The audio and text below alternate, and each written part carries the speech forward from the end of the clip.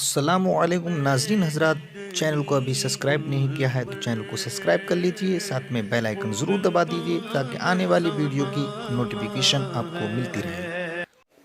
قیامت کا معاملہ اللہ اکبر، فزع اکبر فرمایا گیا، وہاں کوئی کام نہیں آئے گا۔ یوم یفر المرء من اخیہ، بھاگے گا بھائی اپنے بھائی سے قیامت کے دن، بھاگے گا۔ اور کوئی گروپ بن کر نہیں، آج سفر کرنا ہو تو گروپ، کہیں جانا ہو تفریح کے لیے تو گروپ، وہاں گروپ نہیں ہوگا۔ وَكُلُّهُمْ آتِيهِ يَوْمَ الْقِيَامَةِ فَرْدًا، اکیلے، alone۔ یہاں تک کہ وہ باپ جو اپنے بیٹے کے لیے اپنی جوانی کو قربان کر چکا تھا، اس بچے نے اگر باپ کا حق مارا ہوگا اور قیامت میں باپ کی بخشش نہیں ہو رہی ہوگی تو بیٹے کو تلاش کرے گا، میرا حق دے ورنہ میری طرف سے تو جہنم میں چلا جا۔ بھائی بھائی سے بھاگے گا، بیوی شوہر سے بھاگے گی، دوست دوست سے بھاگے گا۔ اے رسول اعظم صلی اللہ علیہ وسلم کے دیوانوں، اس کی کوئی تیاری نہیں، کوئی فکر نہیں، اور کوئی خوف ہی نہیں، کوئی احساس ہی نہیں۔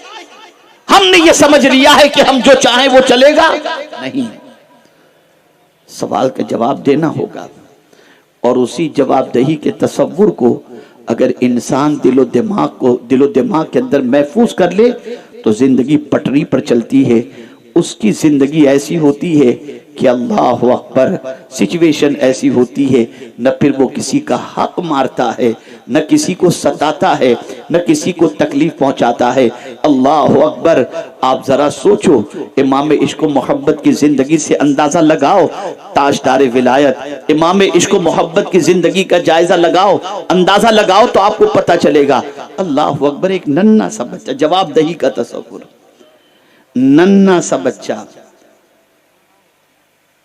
افطار لانے میں تاخیر کرتا ہے،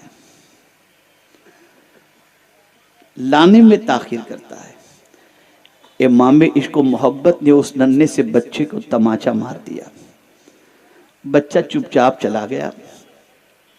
اب امام عشق و محبت کو بے چینی، پریشان، کل بروز قیامت اگر اس بچے نے میرے خلاف مقدمہ کر دیا تو کیا ہوگا؟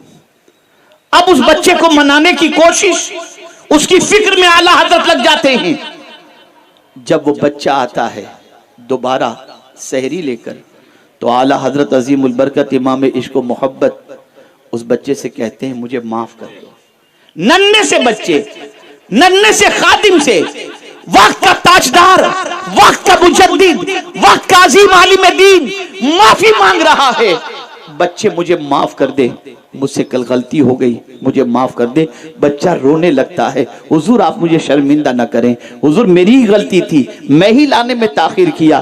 نہیں نہیں بیٹے، تمہاری غلطی نہیں تھی، گھر والوں نے شاید تاخیر سے دیا ہوگا، بیٹے مجھے معاف کر دو۔ بچہ کہتا ہے حضرت کوئی بات نہیں، میں نے معاف کیا۔ کہا ایسے نہیں، مجھے مارو جیسے میں نے تمہیں مارا تھا۔ اللہ اکبر، جانتے ہیں وہ بچہ لرز گیا جب دیکھا اعلیٰ حضرت نے کہ وہ بچہ نہیں مار رہا۔ اعلیٰ حضرت نے اس کا ہاتھ پکڑا اور خود اپنے کو مارنے لگے اس کے ہاتھ سے۔ اللہ اکبر، پھر بھی طبیعت کو اطمینان نہیں ہوا تو اعلیٰ حضرت عظیم البرکت امام عشق و محبت نے جو پیسے کا ایک چھوٹا سا صندوق پڑا تھا اس میں سے کچھ پیسے نکالے، اس بچے کو دیا اور کہا بیٹا کہہ دو کہ میں نے تمہیں معاف کیا اور قیامت میں اس کا حساب تم نہیں لوگے۔ میں پوچھنا چاہتا ہوں، جس کے پاس علم زیادہ ہوتا ہے، جس کے پاس قرآن کی معرفت ہوتی ہے، جس کے پاس مصطفیٰ پیارے کی محبت ہوتی ہے، وہ غفلت میں زندگی نہیں گزارتا، وہ تو میدان قیامت کے حساب کے تصور سے لرزتا ہے، کانپتا ہے۔ میرے پیارے آقا صلی اللہ تعالی علیہ وسلم کے پیارے دیوانوں، یہاں تم انکم ٹیکس آفیسر کو منا کر کے روانہ کر سکتے ہو، وہاں کیا کرو گے؟ وہاں کون سی چیز کام آئے گی؟ کس طریقے سے بچ سکو گے؟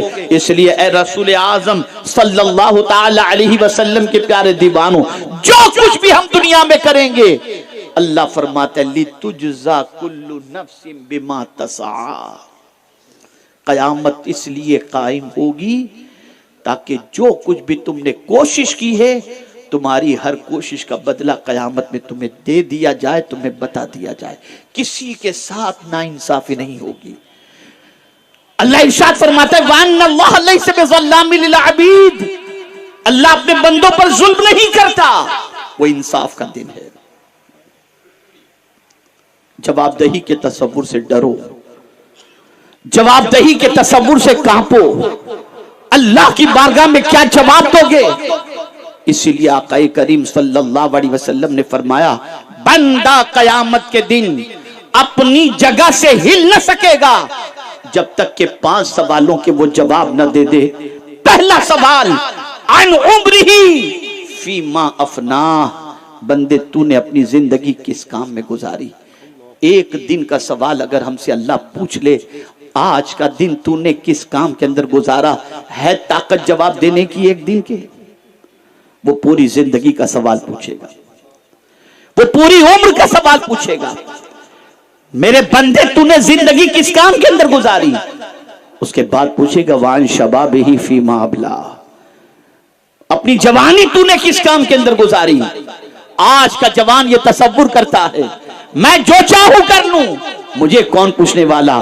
باپ کو جھڑکتا ہے، ماں کو جھڑکتا ہے، بچیاں ماں کو جھڑکتی ہیں، ماں کو جھڑکتی ہیں، مرضی کی زندگی گزارتی ہیں، کون ہے ہمیں پوچھنے والا؟ ہم جوان ہیں، ہے پوچھنے والی ایک ذات جسے رب کہتے ہیں، وہ جوانی کے بارے میں پوچھے گا۔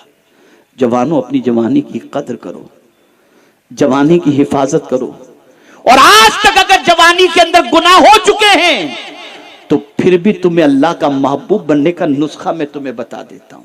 جوان ہو، گنہگار ہو، پھر بھی اللہ کا محبوب بننا ہے تو نسخہ کیا ہے؟ تو آقا کریم صلی اللہ علیہ وسلم ارشاد فرماتے ہیں توبہ کرنے والا جوان اللہ کو بہت پسند ہے۔